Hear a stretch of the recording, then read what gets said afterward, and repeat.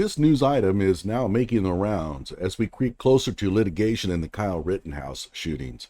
David Hancock, Kyle's former spokesperson and security dude, has made a lot of claims about Kyle that have raised eyebrows. A lot of Kyle's detractors are clutching these news bits tightly. But what do they mean? I chose this article from The Guardian because it has been liked and reposted a ton on Twitter. Also, The Guardian is one of the less hallowed news sources. So I figured a lesson on critical thinking with respect to reading comprehension would serve us well. Hello out there. I am trying to get through. With cold, blunt analysis cradled in the warmth of reasoning, it's time for Johnny Walker Dread to straighten you out on a thing or two. Emanating all the way from exciting Las Vegas, Oklahoma, it's time for the Johnny Walker Dread Show.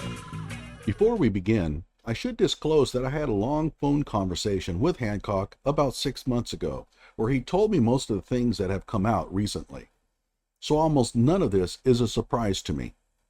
In fact, at one time, we talked about having him on my show to talk about the FBI and drone footage used in the trial, especially how it was handled. Then his wife started insulting me on Twitter for my interview of Kyle's mother, and I just lost interest. Also, I'm not a fan of Kyle. I absolutely believe he is innocent, but I also know he has his flaws. Not being a fan of mine is one of them. And yeah, Kyle is not particularly fond of me to the point where he has blocked me on Twitter. Having said all that, I am in no position to call David Hancock a liar or support his claims. I wasn't there, and unless your last name is Rittenhouse, you out there in viewerland weren't there either. Instead, I mostly want to focus on asking and answering 3 questions. Number 1, can I assess the likelihood that a claim is true? That is, given what we know, does the claim seem reasonable? Number 2, if the claim is true, is it relevant in a moral sense? In other words, does it make Kyle out to be a bad person? Number 3, if the claim is true, is it relevant in a legal sense? In other words, would a court care? So let's get going here. A former spokesperson for Kyle Rittenhouse says he became disillusioned with his ex-client after learning that he had sent text messages pledging to f***ing murder shoplifters outside a pharmacy before later shooting 2 people to death during racial justice protests in Wisconsin in 2020. One problem I see right away is that f***ing murder is in quotes, but shoplifters isn't. So if I'm reading this, I'd want to investigate that connection. Was he really talking about shoplifters? Could be true, but if you've learned anything by now, nothing associated with the Kenosha shootings can be taken for granted. I have heard that the text refers to people breaking into his home, not shoplifters. If so, well, that's a huge difference. This is just really sloppy journalism. Another problem I have is that I haven't seen a screen capture of the actual text message. Until I do, I have to leave myself open to the possibility that no such text message exists. However, I wouldn't put my money on Hancock lying about this. To claim that a text exists that doesn't is pretty bold. The other issue, and it's a big one, is that Kyle's text refers to the same incident at CVS that we have already long known about. The fact that Kyle sent out a text with the same sentiment expressed on video is hardly newsworthy in of itself. We can answer the first question affirmatively. It wouldn't be terribly surprising if it was true that Kyle sent such a text. So, is the claim relevant in a moral sense? Does it tell me anything about Kyle's true nature? I don't think so. If someone handed Kyle a gun at that moment, would Kyle have really shot those looters? I highly doubt it. If a man broke into Kyle's home, would Kyle have just taken the opportunity to murder him senselessly? Probably not. The far more likely explanation is that Kyle was engaging in false bravado. He's an adolescent. That's what adolescents do. It's almost as if it's their job. Man, if that was me, I'd kick his butt. How many times have we heard that from friends growing up? How many times did we think, yeah, right? To be honest, I've said things like that myself. I think most of us have. Are there any legal implications of this claim? I'm no lawyer, but I have done some research into this issue. I don't think so. Although many claim that Kyle's text provides insight into his state of mind, that's nonsense. Judging by social media, the average person seems to have a hard time understanding what is meant by state of mind. Consider this example. Police have a suspect identified in a gruesome killing. One of the questions they will ask of those who encountered the suspect around the time of the killings is, how was he acting? Was he maniacal, calm, jovial? Asking these witnesses how he was acting 2 weeks prior is of little use in court. Sure, he may have been exceedingly angry 2 weeks prior, but that doesn't provide much of a clue as to his state of mind around the time of the murder, because a person's state of mind is always in flux. Just because someone was angry at one point in time doesn't mean they were angry 2 weeks later. I mean, what if you were accused of murdering someone? Suppose 2 weeks prior you had an argument with a completely different person where you were exceedingly angry. Would you want that evidence used against you? Suppose the claim is that the suspect's state of mind was always that of anger. That is, he was truly an angry person. In this case, the argument would be that Kyle was in a murderous rage 2 weeks before the Kenosha shootings, and therefore this is evidence of his guilt because it shows that he is murderous ragey. This is called propensity or character evidence. The admissibility of such evidence in federal civil courts is governed by Rule 404B of the Federal Rules of Evidence. Paragraph 1. Prohibited uses. Evidence of any other crime, wrong, or act is not admissible to prove a person's character in order to show that on a particular occasion the person acted in accordance with the character. However, there are some exceptions listed in paragraph 2. Permitted uses. This evidence may be admissible for another purpose, such as proving motive, opportunity, intent, preparation, plan, knowledge, identity, absence of mistake, or lack of accident. The problem for Gaige and Huber is that this is essentially the same rule as used in Wisconsin for criminal trials. The same rules that had the judge throwing the evidence out, and rightfully so.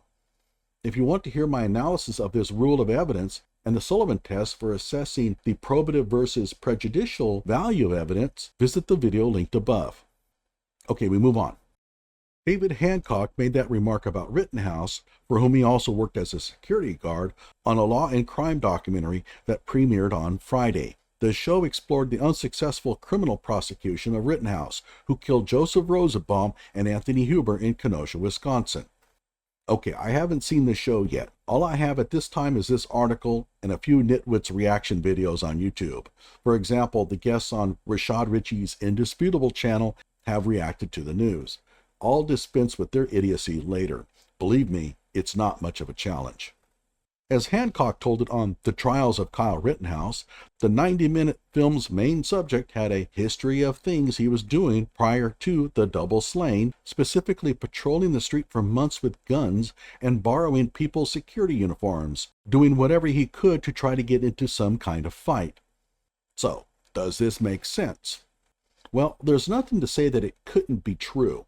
Kyle could have been doing these things for all we know. I would like to know how David would know this. The Guardian should have nailed this down in their article. They are supposed to be journalists, but they are not asking for the primary source from someone who would necessarily need to be relying on another source. Remember, David didn't know Kyle prior to the shootings, so he doesn't have firsthand knowledge of any of this. So how did David learn of this? Well, there was research that was published by Kevin Glowicki that made these claims, and this is probably where David got his information. I read Glowicki's narrative, and the evidence is real thin. In case you didn't know, Kevin Glowicki is absolutely unhinged. Think of him as the leftist Alex Jones of Kenosha. To call him an anti-Kyle is an understatement. His conspiracy theories grew so wild after the Kenosha shootings that the Kenosha Police Department even issued a statement denouncing them. Could his claims about Kyle's actions be accurate? Sure. But if David Hancock is relying on Kevin Glowicki's research, then that really undermines my faith in Hancock's claims, at least on this account. The statement that Kyle was doing whatever he could to try to get into some kind of a fight needs to be supported by evidence. There is a photo of Kyle posing with a shotgun wearing some kind of uniform. Okay, that would support the contention that he liked to LARP as someone with authority. That may or may not be a crime. I would need to know more about what happened. But to claim that he was doing everything he could to get into a fight is not supported by any evidence that I'm aware of. There is certainly no evidence that Kyle tried to pick a fight that night in Kenosha. At least none of us have seen any. And it's not like Kyle is only briefly on video. In fact, he's on video for all but 18 minutes of that evening. Again, as a reminder, Dave would not have first-hand knowledge of Kyle's behavior prior to or on the night of the shootings. And we must remember that. He's getting his information from somewhere else. Hancock, nonetheless, said he initially believed Rittenhouse's claims of self-defense when he first relayed his story about fatally shooting Rosa Baum and Huber. Yet that changed when he later became aware of text messages that surfaced as part of a civil lawsuit filed by the family of one of the men slain in Kenosha, demanding wrongful death damages from Rittenhouse. That doesn't mean anything until we see the contents of the text messages. However, Hancock claimed that Kyle used the N-word in these text messages, but that seems to have disappeared. I mean, I would have figured that would be a very prominent thing that Hancock would be leaning on, but I've not heard anything about that for months. So what happened to that claim? Dunno. It could be that Kyle was using the soft A on the end of the N-word, kind of like 90% of teens seem to be doing today. I don't know. We read on. Rittenhouse sent the text from the phone he had the night of the 25th of August double slaying in Kenosha, according to what Hancock says in the new film. The texts were in response to seeing shoplifters at a CVS pharmacy on 10th of August, a little more than 2 weeks before the deadly shootings in Kenosha. So let's be clear, these texts were not sent on the night of the protests. They were sent 2 weeks prior. But again, we already knew about the video of the CVS shoplifter ordeal where Kyle claimed that he would shoot those shoplifters if he had his gun with him. So the fact that this text was sent on the same night saying pretty much the same thing is hardly a surprise. "The world is disgusting," read one of the texts, as shown in a preview of The Trials of Kyle Rittenhouse provided to The Guardian. Another said, "It makes me sick." Okay. Others read, "I wish they would come into my house. I will f***ing murder them." It says others read, but are these in chronological order? Were there any text messages between "I wish they would come into my house" and "I will f***ing murder them"? If not, then all we can conclude is that Kyle was talking about people breaking into his home. If that's the case, then this isn't worth the electrons it took to display the message. So what? The court isn't going to care because this is even more removed from the circumstances surrounding the Kenosha shootings than the shoplifters at CVS. Morally, meh. It's the same make my day bumper sticker sloganeering that people engage in all the time, but don't really mean. My neighbor has a sign that reads, "We don't call 911 around here," or something like that.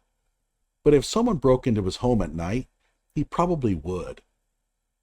Kyle is a kid. They say stupid things all the time. Means nothing.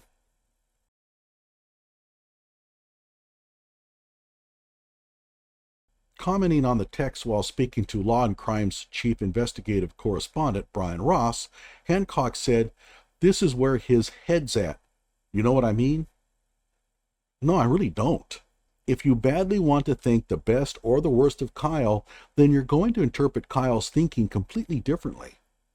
He also said, "My first impression was a scared kid, arrogant, oblivious to the world around him." Yeah, he's an adolescent. That's 90% of them. I believed things he told me that I now understand to be one of his many lies, and that hurts. That sucks. So he lied to you. If true, then you're not the first adult to be told a fib by a teenager. You want to lock up every teenager who lied? About 2 weeks later, Rittenhouse, then 17, traveled 20 miles from his home in Antioch, Illinois, to Kenosha as protests erupted after a white police officer shot Jacob Blake, who is black. Blake's shooting was about 3 months after a white Minneapolis police officer murdered George Floyd, who is black.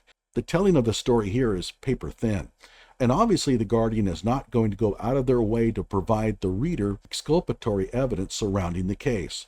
The Guardian is essentially acting as the prosecutor here, although I'm a little surprised that they didn't take the moment to highlight the type of rifle Kyle used that night. That's odd. Popping blood vessels over the mention of the AR-15 is what the left does. So, dunno. Okay, I don't have any issues with this paragraph. This seems pretty matter of fact. We can skip down. Shortly after the verdict was read, Hancock spoke at length with news media reporters saying, "You are going to see some good things out of Kyle coming up because he is very pragmatic about what has happened." Okay. And that's about it. There is nothing left in the article worth discussing. It mentions that David was once a supporter and then turned on him, although it doesn't discuss why. He told me why, but that's for another video. There's talk about Kyle's book sales, but that's all. By the way, Binger supposedly said that David Hancock's claims would have helped him make his case to the judge that the other acts evidence surrounding the CBS video be admitted. Either Binger still hasn't learned how to interpret Wisconsin's rules of evidence, or he's pulling the, "if the ref had just seen the hold by their offensive lineman, we'd have won the game." That's loser talk. The biggest mistake made by Kyle's detractors, besides remaining woefully ignorant of the facts surrounding the case, is their complete refusal to understand the mind of an adolescent. Dreaming of being a cop or play acting as one isn't illegal unless the person tries to pass himself off as a real cop. Either he is making that claim or he is wearing clothing marking him as a cop. Kyle wanted to be a cop. He sometimes did things that showed he wanted to be a cop. So what? I imagine if you're a real cop hater, that might mean something, but as far as the court is concerned, this means nothing. You can't view him through the lens of an adult. For example, Kyle is criticized for ignoring his mother's urging to not go to the protest, but Kyle was hardly the first teen to ignore his mother. In fact, we had insults made up for those who followed their parents' directives, including mama's boy, goody two-shoes, and so on. Keep in mind that the same people chiding Kyle for not obeying his mother are the same ones who earlier blamed her for driving him to the protests. Which is it? In other words, morons. Despite the ludicrous claims by the owners of CarSource, the Kindrys, it is abundantly clear that they asked Kyle's friends for security help. In turn, Kyle's friends asked him if he wanted to join along. Kyle agreed, but who can really blame him? What teenager is going to turn down such an opportunity? Oh, I know, you would. Because at 17, you were always careful. You never broke the law. If your older friends asked you to join them in doing something risky, you would have said, "Oh, gee, fellas, I don't think so. That sounds dangerous. And I'm only 17 and not old enough to do adult things like you guys, and my mommy wouldn't approve." You would say that? Really? Not me. I'd be, "Oh, hell yeah, give me that rifle." Unlike you out there in viewerland, I'm just being honest here. Pinning unrealistic expectations on an adolescent is just part of the dishonesty that goes on in the Kyle Rittenhouse debates. Come on, let's do better. Before I end this video, I want to mention that all of Kyle's supporters have a friend stuck in California in a dangerous situation. Because California. He is asking for donations to buy a gun to defend himself. And yes, I've contributed. If you can send a few bucks his way, I'd appreciate it. He's one of the staunchest defenders of Kyle Rittenhouse on Twitter. You probably know him by the name John Boy Thinks. Here's his PayPal account if you can help him out. Like my video and subscribe to my channel.